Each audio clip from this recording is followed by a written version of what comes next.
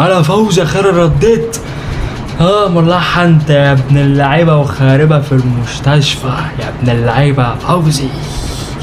ايه نفسك تقفش الواد اللي ضربك بالطوبه علشان تموته؟ على فكره بقى انا مش قصدي بقى، انا مش قصدي، انا قصدي ايه؟ انا هجيبها في نضارتك علشان انت مش عاوز تديها لي. قصدي انا باكل ايه القط بتاعك، باكل القط بتاعك وحميته وهيصته، بس هو مش بيحب الدري الفوت وقال اللي هو ايه اللي هو مش بيحبه اللي انت قلت لي عليه دوت، فانا اكلته بصراحه عشان كنت جعان، بس طعمه هايل يا فوزي، طعمه بقول لك ايه جنان.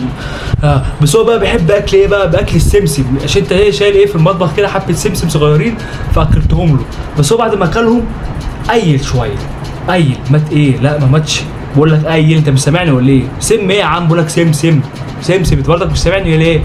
فوزي بقول لك سمسم يا فوزي. فوزي ما تموتش طيب، قبل ما تموت طب اكتب لي ايه الشاحن في الوصيه، اكتب لي شاحن في الوصيه يا فوزي.